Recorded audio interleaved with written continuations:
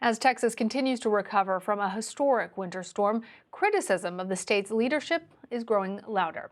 Snow and freezing temperatures left millions of Texans without electricity, heat, and running water. Experts believe the economic cost and damages could rival that of major hurricanes.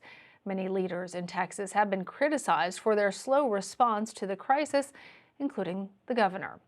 And former Senate and presidential candidate Beto O'Rourke has been on the road in his home state last week. He delivered water to people across Texas and raised money for storm victims. All of that has led some to wonder if he's eyeing a run for governor in 2022.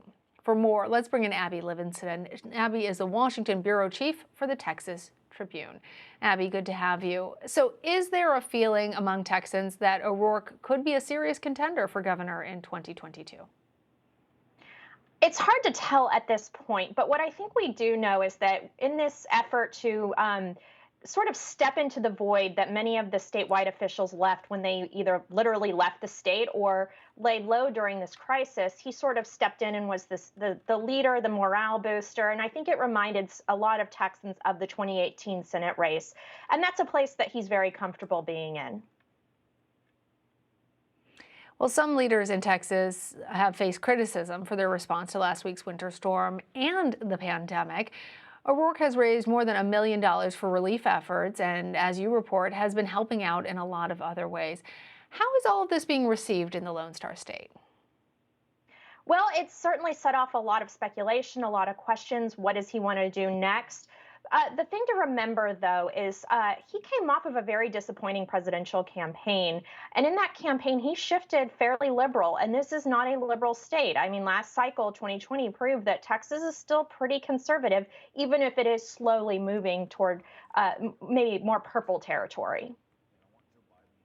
Well, on that, I have to follow up on that point because during his presidential bid, O'Rourke supported a mandatory buyback program for assault weapons.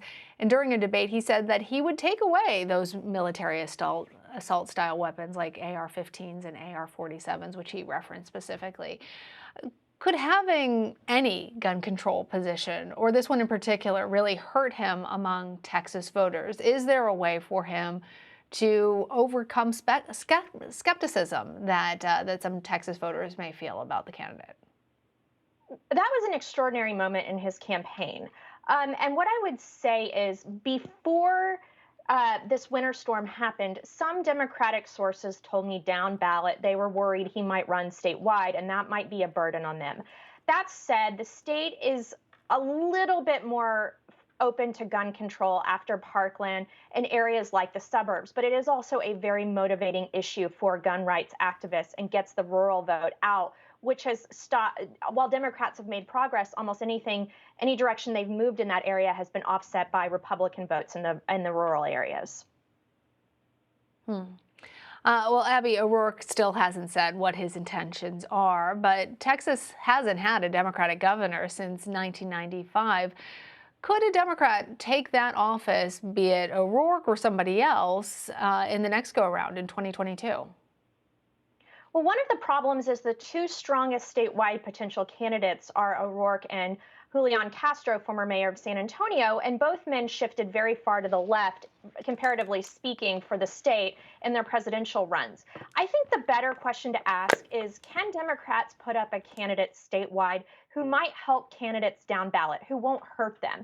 And that is a big step forward in building the farm team rather than just focusing on statewide office. And so I guess the better question is, can they find someone who will do no harm? And it could be Congressman O'Rourke. It could be someone we're not even thinking of, because if you think back 4 years ago right now, no one had even heard of Beto O'Rourke, and he became a national phenom a year later.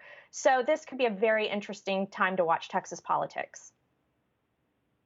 Anybody in particular you have your eye on, Abby? The one who I think is interesting to watch is Colin Allred. He's a congressman in Dallas. He's in his sophomore term. He's a former NFL football player. Very low key, but he has a charisma to him. And there's a number of other new state legislators, or newish, they're sophomores, and U.S. House members, also Veronica Escobar of El Paso, sophomore congresswoman. So keep your eyes open. There's some up and coming talent. It's just unclear if they're good enough talent for a state as big as Texas. All right. Abby Livingston, thank you. Thank you.